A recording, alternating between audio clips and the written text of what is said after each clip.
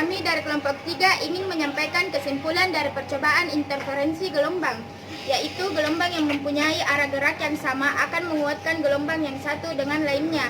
Begitu pula sebaliknya, apabila gelombang mempunyai arah yang berlawanan, maka akan mengakibatkan gelombang melemah.